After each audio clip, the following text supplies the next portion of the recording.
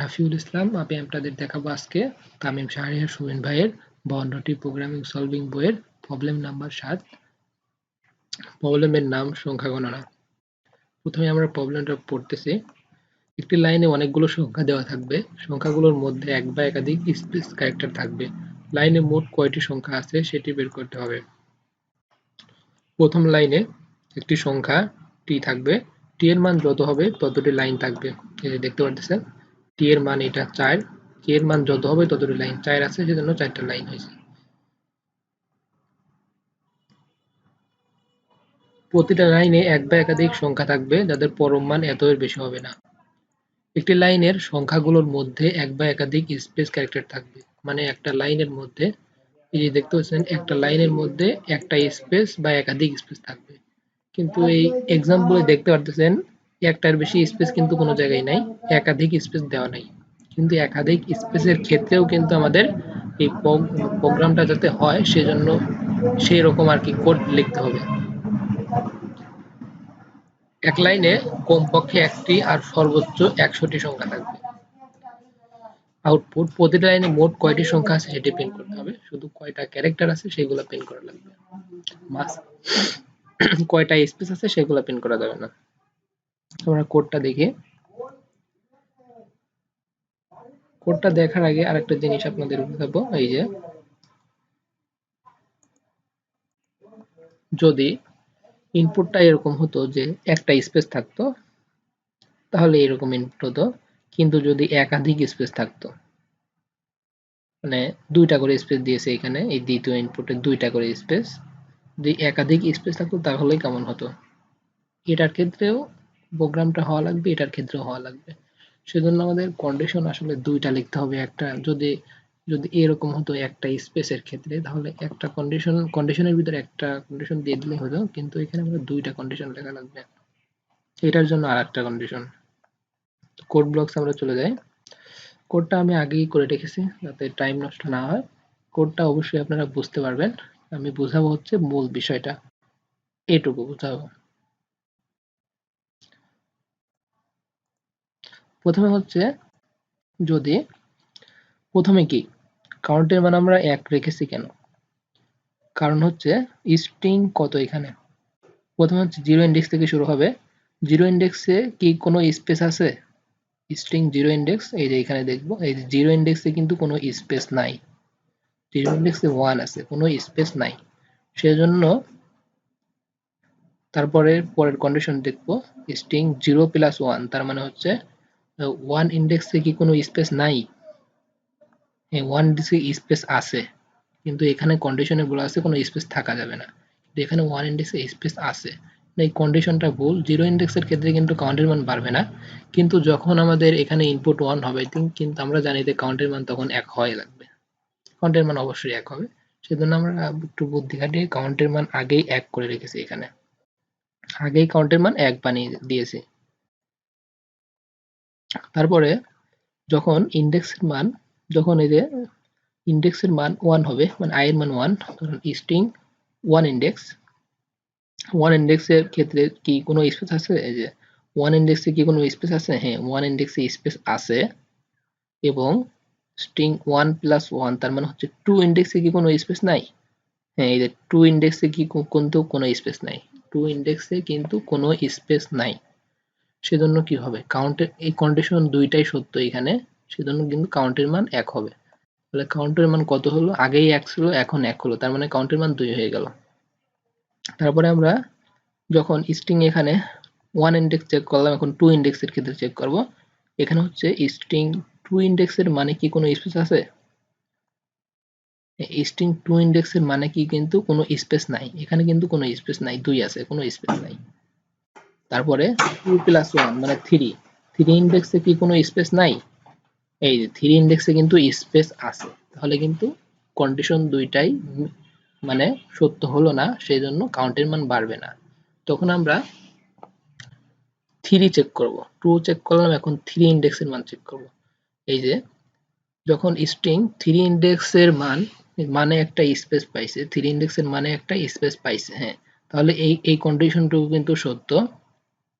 এবং string 3 plus 1 মানে 4, 4 ইন্ডেক্সের মানে কি কোনো স্পেস নাই? হ্যাঁ, 4 ইন্ডেক্সের মানে কি কিন্তু কোনো স্পেস নাই। 4 ইন্ডেক্সের উপরে কি আছে? 3। তাহলে এটা স্পেস নাই, তাহলে এই কন্ডিশনটা কিন্তু সত্য। এই কন্ডিশনটা কিন্তু সত্য। তাহলে কাউন্টের মান বাড়বে, 1 বাড়বে। তাহলে আগে ছিল 2, এখন হলো 3। কাউন্টের মান 3 হয়ে গেল। তারপরে আমরা 3 এর ক্ষেত্রে চেক করলাম, এখন 4 ইন্ডেক্সের ক্ষেত্রে চেক করব। এই যে যখন i এর মান 4 হবে, তখন স্ট্রিং 4 ইন্ডেক্সের মানে কি কোনো স্পেস আছে? না, 4 ইন্ডেক্সে কিন্তু কোনো স্পেস নাই। এবং স্ট্রিং 4 প্লাস 1 তার মানে হচ্ছে 5। 5 ইন্ডেক্সে কোনো স্পেস নাই, 5 ইন্ডেক্সে স্পেস আছে। কন্ডিশন বলা আছে কোনো স্পেস থাকা যাবে না, সেহেতু এই কন্ডিশনটা মিথ্যা, তাহলে কাউন্টের মান বাড়বে না। তারপরে 6 ইন্ডেক্স, তারপরে যে এটাও কিন্তু গেল, কাউন্টের মান বাড়লো না। এখন আমাদের কাজ হচ্ছে 5 ইন্ডেক্স চেক করা। এই যে i এর মান যখন 5 হবে, তাহলে স্ট্রিং 5 ইন্ডেক্সের মান কি মানে কি কোনো স্পেস আছে? হ্যাঁ, স্ট্রিং 5 ইন্ডেক্সে কিন্তু একটা স্পেস আছে, আপনারা দেখতে পাচ্ছেন। তারপরে আমরা দেখব 5 প্লাস 1 অর্থাৎ 6 ইন্ডেক্স। 6 ইন্ডেক্সে কি কোনো স্পেস নাই? এখন দেখবো এই যে 6 ইন্ডেক্সে কিন্তু কোনো স্পেস নাই, তাহলে কাউন্টের মান কত হলো? 1 বেড়ে গেল। তাহলে আগে ছিল 3, এখন হলো 4, কাউন্টের মান 4। আশা করি বুঝতে পারতেছেন। তারপর আমরা হচ্ছে 5 চেক করলাম, এখন আমরা 6 চেক করব। স্ট্রিং 6 ইন্ডেক্সের মানে কি কোনো স্পেস আছে? না, 6 ইন্ডেক্সে কোনো কিন্তু স্পেস, এখানে কিন্তু স্পেস নাই, তাহলে এইটুকু মিথ্যা। এখন আমরা এইটুকু চেক করব। স্ট্রিং 6 প্লাস 1 অর্থাৎ 7 ইন্ডেক্সে কোনো স্পেস নাই, 7 ইন্ডেক্সে কিন্তু স্পেস আছে, তাহলে কিন্তু কন্ডিশনটা মিথ্যা, কাউন্টের মান বাড়বে না। মূলত এইভাবে এটা করা হবে, করতে করতে মূলত আমাদের কাউন্টের মান 7 হবে। এটা অবশ্যই আপনারা বুঝতে পারছেন, এরকম ভাবেই কাজ করতে হবে। আর আমি বললাম না, দ্বিতীয় ইনপুটের ক্ষেত্রে আমি বুঝিয়ে দিই। দ্বিতীয় ইনপুটে আমরা এই দ্বিতীয় ইনপুটের ক্ষেত্রে দেখাবো, এই যে 1 এর পরে আমরা 2টা স্পেস দিয়েছি, তারপরে আমরা 2 দিয়েছি। 2 এর পরে 2টা স্পেস দিয়েছি, তারপরে 3 দিয়েছি। 3 এর পরে 2টা স্পেস দিয়েছি, তারপর 4 দিয়েছি। 4 এর পরে আমরা 3টা স্পেস দিয়েছি, তারপর 5 দিয়েছি। 5 এর পরে 2টা, 6 এর পরেও 2টা। এটার ক্ষেত্রে কেমন হবে? এটার ক্ষেত্রে যখন স্ট্রিং 0 ইন্ডেক্সের ক্ষেত্রে প্রথমে আমরা চেক করব 0 ইন্ডেক্স দিয়ে।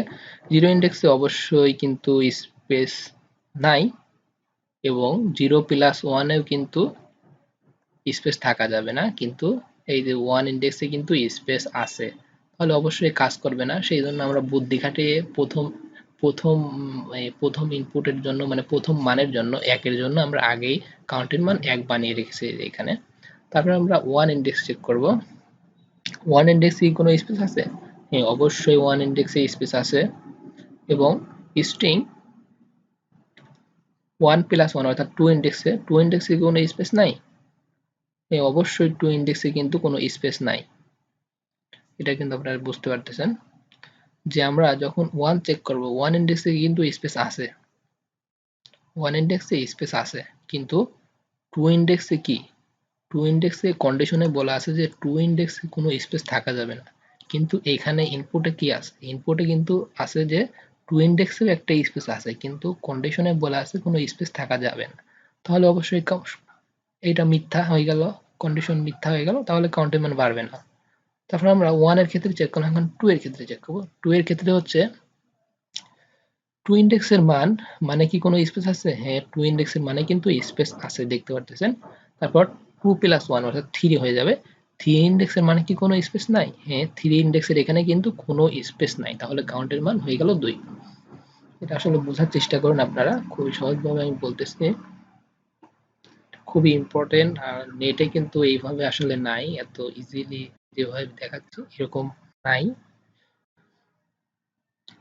তারপর আমরা এই পর্যন্ত চেক করব। আমরা এখন আশা করি এইটুকু তো আপনারা বুঝলেন। আমি এখন আপনাদের 4 থেকে দেখাবো, 4 নাম্বার থেকে দেখাবো। এটুকু আপনারা পারবেন আশা করি। না পারলে অবশ্যই কমেন্টে লিখে দিবেন যে পারতেছে না, আমি আবার বুঝাবো আপনাদের। এখন আমরা 9 ইন্ডেক্সে দেখবো ডাইরেক্ট। এটুকু আপনারা বুঝতে পারতেছেন, সেই জন্য আমি দেখালাম না আর।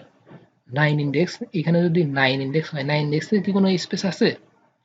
না, 9 ইন্ডেক্সে কিন্তু কোনো স্পেস নাই, সেজন্য অবশ্যই কন্ডিশন মিথ্যা হয়ে গেল এটা। তাহলে আমরা 7 চেক করব। 7 ইন্ডেক্সে কি কোনো স্পেস আছে? হ্যাঁ, 7 ইন্ডেক্সের উপরে কিন্তু স্পেস আছে। না না, 9 এর পর 10 হবে, সরি 9 এর পরে 10 হবে। আমরা 9 দেখলাম, আমি আবার দেখাচ্ছি। আমরা 9 ইন্ডেক্সের ক্ষেত্রে চেক করব, 9 ইন্ডেক্সে কি কোনো স্পেস আছে? এখানে বলা আছে 9 ইন্ডেক্সে স্পেস থাকা লাগবে, কিন্তু এখানে আছে হচ্ছে ইনপুটে 9 ইন্ডেক্সে কোনো স্পেস নাই, এবং এই কন্ডিশন 9 প্লাস 10, 10 ইন্ডেক্সে কোনো স্পেস নাই কিন্তু 10 ইন্ডেক্সে স্পেস আছে, তাহলে কন্ডিশনটা মিথ্যা হয়ে গেল। আমরা 10 চেক করলাম, কন্ডিশন মিথ্যা হয়ে গেল, সেই জন্য কাউন্টের মান বাড়বে না। তারপর আমরা এখন 10 ইন্ডেক্সের ক্ষেত্রে দেখব, 10 ইন্ডেক্সে কোনো স্পেস আছে? হ্যাঁ, 10 ইন্ডেক্সে কিন্তু স্পেস আছে।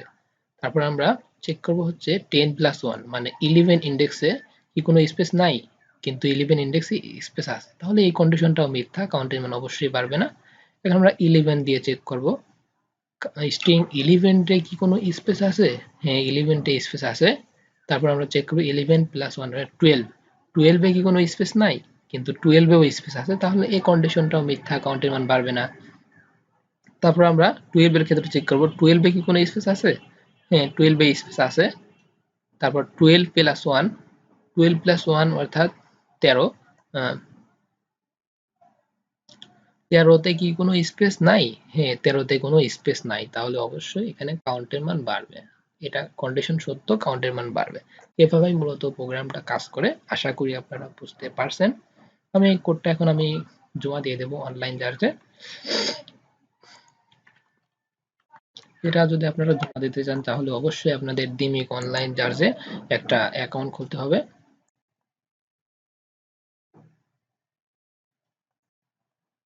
এই প্রোগ্রামগুলো করতে অনেক কষ্ট হয়।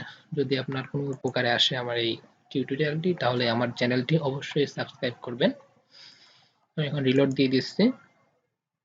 হ্যাঁ, অ্যাকসেপ্টেড। তো আশা করি আপনারা বুঝতে পারছেন। Thank you. না বুঝলে অবশ্যই কমেন্ট বক্সে কমেন্ট করে দিবেন, আর বুঝলেও কমেন্ট করে দিবেন। Thank you very much.